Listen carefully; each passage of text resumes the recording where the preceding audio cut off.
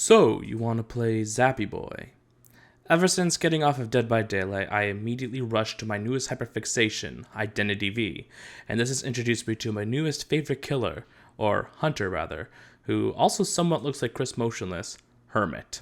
I have almost 1700 hours in Dead by Daylight, and I feel I adequately understand how to play Hermit, so without further ado, here is my guide on how to play Hermit on Identity V. The first thing we're going to look at is Blessing, his external trait. It reads, the Hermit's Scepter holds the Eye of Darkness's power, allowing it to deal 1.2 times basic attack damage, release electrical currents, generate electromagnetic fields, and bestow a positive or negative electric charge on survivors. For the sake of this video, we are going to refer to these charges as red and blue electrical charges. Bestow. The electromagnetic field generated by the scepter will bestow an electrical charge to the survivors. This was the red and blue charge that we were talking about earlier. Without an electrical charge, Hermit can connect cipher machines and exit gates. Decoding a cipher machine or exit gate connected by the Hermit will transfer a positive charge or a red charge to survivors. And then we have Convert. Survivors can reverse the polarity once every 100 seconds after decoding a connected cipher machine or exit gate. This effect has a 50-second cooldown at the start of the match. Bestow is quite literally Hermit's bread and butter. The electromagnetic field that he generates is able to give someone the red or blue charge, which is how all of his abilities interact with each other. The most important thing you need to remember is that when you hit someone who shares an electrical charge with another person. So let's just say a gardener and a doctor both have a red charge. It's going to deal half the damage to the person you hit, which let's just say was the gardener, and it's going to deal the other half of the damage to the doctor, no matter where they are on the map. Now, you can use this to essentially down several people at a time. And that can be insane, depending on how you play it. Now, unfortunately, the survivors can put a wrench inside your plans with the Convert ability. And that allows survivors to reverse the polarity once every 100 seconds, as we discussed earlier. Now, the reason why this is such a problem is because, like on the earlier example, if I were to hit the gardener and the doctor had the same charge as the gardener, the damage would be dealt half and half to both of those survivors. However, let's just say a lawyer changed their polarity to the red charge that matched with the gardener and doctor. Well, then that damage is going to be dealt in 3 ways, which is not the best, especially when you are trying to down 2 survivors. That damage reduction from all 3 of those survivors could end up causing you to waste a lot of time. For an example, there's been several times where, due to poor charge management, I've been forced to hit the same survivor 3 to 4 times in order to ensure a down. Now, this shouldn't be happening. However, there's also the added bonus effect that no matter what, you are still dealing damage and providing pressure for every other survivor on the map. When you start the game, 2 abilities are going to be apparent to you: Miracle and Meditation. Miracle has a cooldown of 12 seconds and reads that Miracle launches a lightning orb in the direction that the camera is facing, creating an electromagnetic field upon hitting an object. The electromagnetic field will not be formed if the target is too high up.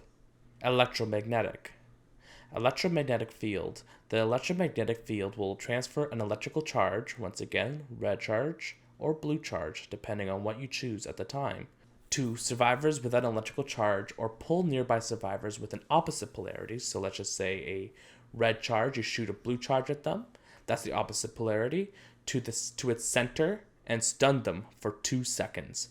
When survivors are stunned multiple times by the electromagnetic field in short succession, the third and subsequent stuns will reduce to 0.5 seconds. This is to ensure that you are not forcing a survivor to be stunned for an absurd amount of time. Moving on to the second starting ability, Meditation, with a cooldown of 60 seconds.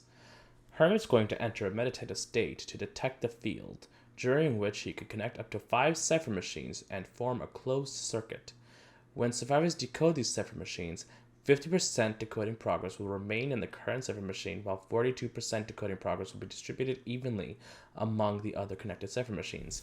Think to Prisoner and how he's able to connect different ciphers to others and share the progress that he creates. That's exactly what meditation is doing, but at a larger scale. This transmission consumes the remaining 8% of decoding progress.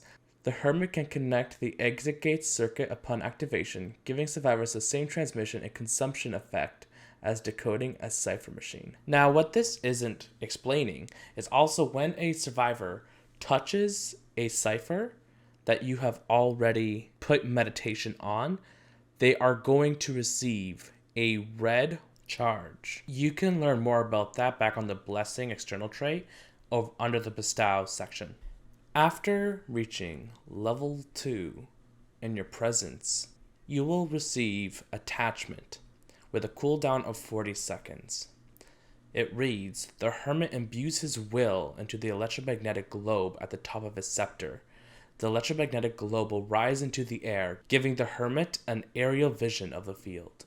When the electromagnetic orb is imbued with the Hermit's will, it can launch a lightning orb in the direction that the camera is facing. Second Dawn. When the ball lightning is attached with the Hermit's will, it can be launched in the direction that the camera is facing. The Hermit teleports to where the ball lightning lands and releases an electromagnetic field.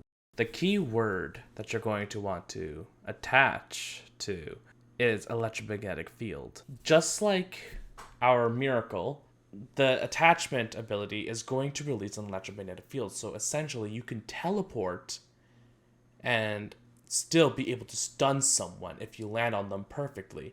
However, there is a certain key here that not a lot of Hermit mains have been able to catch up to, and that is the fact that you can shoot Miracle inside the attachment form. While you're floating in the air, as the aerial view, as the orb, you can shoot down the Miracle orbs, thus essentially creating a dangerous cycle of giving them the first charge and then landing right on them with the opposite charge, stunning them, and allowing you an easy hit.